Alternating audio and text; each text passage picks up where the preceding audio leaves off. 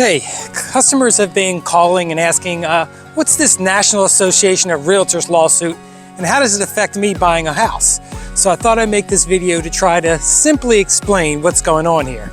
Now that is easier said than done, and warning, there will be some ranting going on here. So let's go inside and talk about it. Hi, I'm Steve Kimos, a realtor specializing in new construction here in beautiful Port St. Lucie, Florida. Now, this video comes from the buyer's agent's perspective, but there will also be a bit of seller's side things that I talk about. So first, let me preface this by saying 85 to 90% of agents, for them right now, it's tough going out there. Even in a decent market, for every 10 people they take around, or I take around, maybe one or two buy. If it's new construction, it can be up to a year before closing or that agent receives any kind of compensation. Even when selling an existing home, the compensation is delayed by 45, 90 days or more. That's a lot of time before an agent earns any money.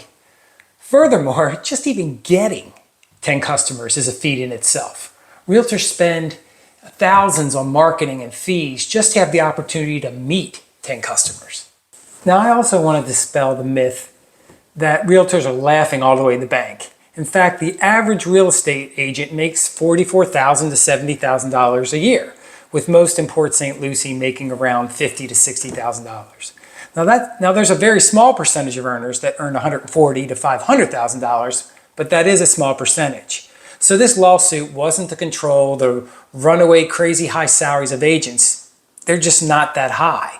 Honestly, if I didn't have a pension and health care from a career as a school administrator for 30 years, I'm not sure I could support a family and make ends meet with the way things are now. So the simple summary of the case is a group of people in Missouri brought a lawsuit against the National Association of Realtors, NAR, saying they were causing collusion and violating antitrust laws. Now, NAR decided to settle the case, and this is the basic outcome. You see, when I would sit here at the computer and I would go on the multiple listing service and pull up a property for a customer to see, there was a spot on there that said that the seller's broker and the seller are agreeing to pay the buyer's broker and agent a certain percentage. Now, how that percentage is determined was negotiated by the seller and the seller's broker/agent. Everything was up front in writing, and percentage for the brokerage's buyer and agent ranged from 1.5 to 3%, 6 total. But it could have been 0, it could have been 100, or even a flat fee. Nothing was ever written in stone. However, I could see how NAR's strongly suggested percentage could be seen as price fixing. So I get that. So why did NAR have these suggested percentages to begin with? Those percentages naturally evolved in the market over time, over many, many years, to bring about the average salary of the average buyer's agent. As I mentioned, the average salaries before. That would ensure there would continue to be buyer's agents. That's why those percentages kind of fell where they did. So a result of the court case settlement was that it took the section where compensation was listed off the MLS. Sellers may still offer to compensate the buyer's brokerage/agent, but it can no longer be listed on the MLS. So I guess the intent was to stop or discourage the seller, who, by the way, has money to help compensate the buyer's side, because most people selling their home have some kind of equity that they can contribute toward the purchase of their home. Switch that to the buyer. Well, the buyer has less available money, as they want to put as much money into the purchase of the house as they can. Also, let's be honest. The seller and the seller's agent and brokerage have already considered the cost of paying the buyer's agent and put that into the pricing of the home. The home already has the $15,000 or whatever dollars of the buyer's agent's commission baked in. Do you actually think the seller is now going to say, oh, since we are compensating the buyer's agent, let's lower our selling price $15,000 or $20,000 or whatever? It's not going to happen. Now, I'm not sure how this is going to play out, but buyers may be forced to put the cost to pay the buyer's agent and their brokerages into their financing, or use the money they had saved for their down payment. Now, again, this won't happen. In fact, FHA, Freddie Mac, and Fannie Mae, and VA loans don't allow realtor compensation factored into the loan. So veterans and lower income buyers would be even more likely to go unrepresented and be in a vulnerable position. So if this was all about removing barriers for people trying to buy homes, it did just the opposite.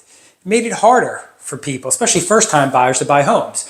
So what probably will happen out of all this? Kind of nothing. And I think that's why the NAR settled. So I believe sellers' agents will still ask the sellers if they want to compensate the buyer's side in order to get the buyer's agents to bring their customers to the home. Now, brokerages and agents will still list their seller's offer of buyer side compensation, but do so on websites, on showing schedule sites, social media, and other places. They just can't do it on the MLS. Or brokers, in the worst case, will talk in private and make deals of compensation privately on the phone. It'll no longer be available and transparent, and I don't know if that's such a good thing. So imagine this. As a buyer's agent, if I say to a buyer, hey, we can go look at these 6 houses. 3 of them, the seller is agreeing to compensate me. But in 3, they're not, which means you would have to pay me the commission. Which houses do you think that buyer will want to go see? Or again, they might go see 3 houses unrepresented. And the other thing the lawsuit does is now forces buyers to sign this really intimidating buyer side agreement saying compensation is negotiable and ultimately the responsibility of the buyer if the seller isn't willing to compensate the buyer side agent or brokerage, or force the buyer to negotiate or limit or dumb down service to the bare minimum with some kind of minimum fee that comes out of their pocket. Now, in the end, some buyers don't have to worry about this because their agents just won't consider them, and their agents just won't consider houses where the seller's not offering buyer side help or compensation.